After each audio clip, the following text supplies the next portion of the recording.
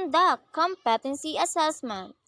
Establish the context and the purpose of assessment. The assessor must familiarize self with the qualification or unit of competency to be assessed. Ensure that the assessment site complies with the relevant occupational health and safety requirements. Ensure that the assessment resources are available. The assessor must ensure that the tools, equipment, and facility are ready and available in the assessment site before the assessment starts. The checklist of the tools, equipment, and facilities must be on hand to help the assessor monitor the availability and completeness of the tools, equipment, and the facilities. The checklist of the tools, equipment, and facilities is included in the assessor guide. Conduct competency assessment. Plan and prepare the evidence gathering process. The assessor should receive assessment package composed of the following: one copy of assessor guide, specific instruction to the candidate, competency assessment result summary, written report, written test, answer sheet, and rating sheet according to the method of assessment to be used corresponding to the number of candidates. Conduct the competency assessment. Prepare the candidate. The assessor should introduce herself. Good morning, everyone. I am Michelle Alexander, your accredited competency assessor for food and beverage services and seafood. Acknowledge the presence of the processing officer, AC manager, and tester representative. And I would like to acknowledge the presence of Mr. Rafiman, our processing officer, Ms. Lastrolio,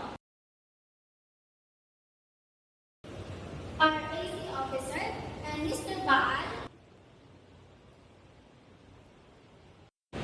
our tester representative from provincial office.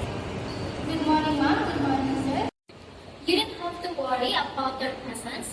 They are here to oversee the conduct of assessment and to check if the conduct of assessment is in accordance with the prescribed competency assessment, methodology, and procedure. They will not assist you.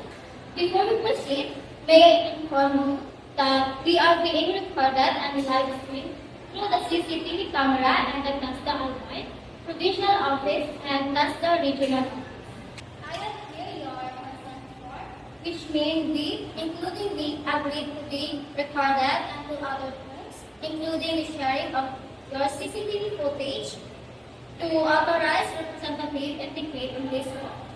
Also, I have here with me your application form and some assessment guides. This proves that you are willing and ready to undergo assessment. Check the attendance and identity of candidates and collect the admission slip. Before we start, please submit your admission slip.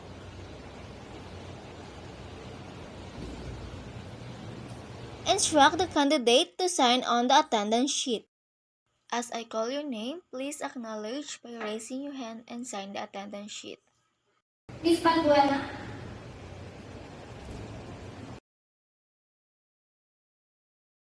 Ms. Labrador.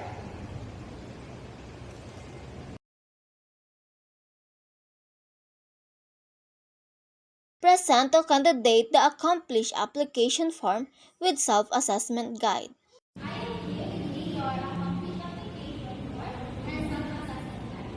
These are indication that you know and you can perform all the unit of competency enumerated in food and beverage and safety. Conduct orientation to the candidates. The assessor must explain the context and purpose of the assessment. I would like to welcome all of you to our Center for your assessment for food and beverage service and seafood. The purpose of our assessment for food and beverage service and seafood is to determine your level of competence.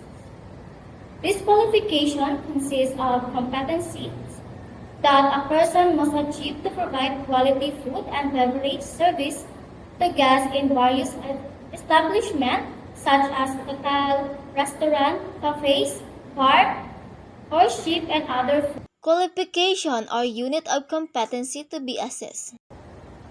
Today, I am going to administer competency assessment of food and beverage services NC2.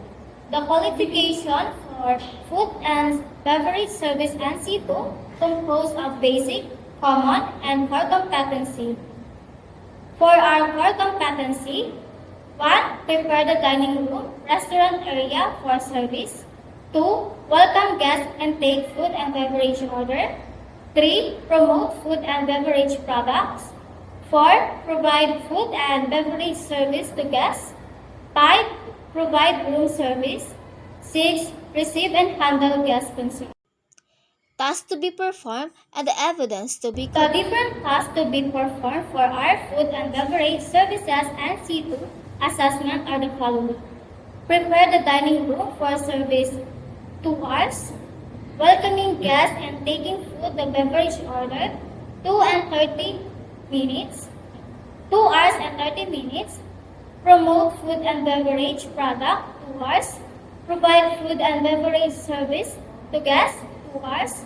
Providing room service and receive and handle guest concern 3 hours.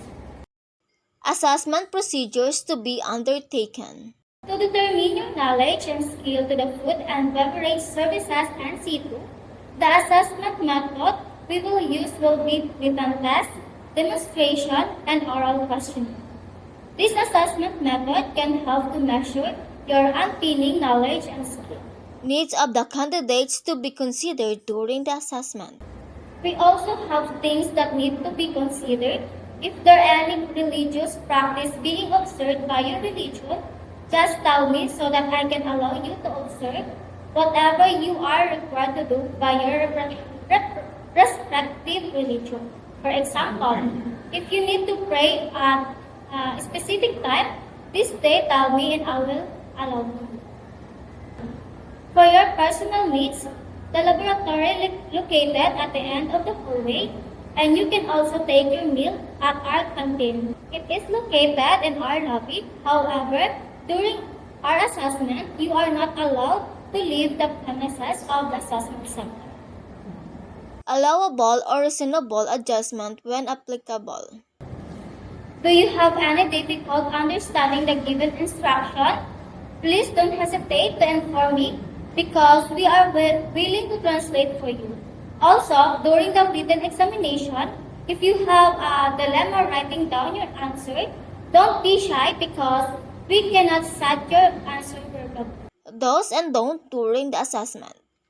We have those and don'ts inside the competency assessment center.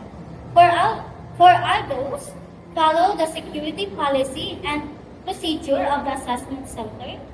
Follow the rules of the use of facilities. Observe the OHS.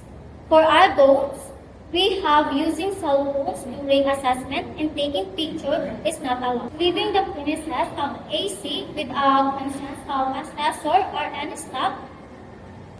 Loitering inside the premises of the AC. If you have concern, question, or there's a need to you to clarify matter concern the assessment, you may raise your hand because I am more than willing to assist you. But once assessment is started, please refrain from asking questions because it's no longer allowed. In the same token, during the assessment, if you have physical or any form difficulties, do not hesitate to call my attention so we can address it immediately. Rights and appeal system. In case you have any question regarding the assessment result, you had a right to appeal. You can submit your appeal to the TESDA Provincial Office for the Assessment Center and Assessor or Accredited. Insurance of national certificate or certificate of a competency. Instruction for e-certificate application. TESDA is currently implementing the e-certificate system which started last August 28, 2023 up to present. For the issuance of national certificate, the AC manager shall inform you where you can claim your national certificate within 5 working days after the assessment. If NC COC will be claimed by your representative, Only two kinds of representative may claim the NC-COC if the successful candidate cannot claim it. Thus, the PO, accredited liaison officer, immediate family member up to second degree, requirements, original copy of course, a special power of attorney, SPA, letter of authorization. You may ask for a copy of prescribed authorization letter and provincial office or download it on the TESDA website. Photocopy of ID of the certified worker, photocopy ID of client, accreditation ID of claimant if renewal of national certificate is 5 years validity. Requirements, photocopy of national certificate with original presented, certificate of employment related to the national certificate. Reassessment procedures. After the assessment, if you found to be competent, don't worry about it because you can reassess anytime. At your own convenience, in case the reassessment is full qualification, you have to undergo the full assessment process. If you are found to be competent in the same unit of competency, the reassessment should focus in unit of competencies for your found to not yet competent. Also, if you fail two consecutive assessments, you will be advised to undergo refresh course before applying the reassessment. Occupational safety and health requirements. During the actual assessment, please observe safely as performed the different tasks. Make sure to check electrical equipment before plugging it. Avoid falling the cord as you unplug the equipment. Observe proper body mechanics. With lifting heavy equipment, avoid back injuries. Please call my attention immediately so that we can provide first aid and the need our first aid cabinet located at the right side of laundry workshop. Confidentiality assessment outcomes. With regards to the result of assessment, we observe strict confidentiality. This is to ensure your integrity. The result only made available on authorized personnel and the instruction while you had your actual training. In relation to this, the assessment package is in the secure place. To guarantee the integrity of the assessment package, may ask the candidates to refrain from giving away any forms of information that took place during assessment process. Provide each candidate a copy of the specific instruction to the candidates. You don't have any question or clarification, then I'm going to distribute a specific instruction. Please read them carefully and do not hesitate to ask questions right now. I may be translated in English to your local dialect. If you need assistance, then I'm more than willing to assist. Assign a number to candidates.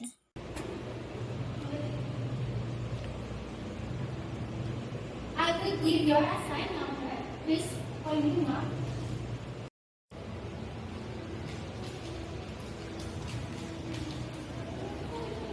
Instruct candidate 1 to proceed the assessment area while the other candidates stand by in the waiting area.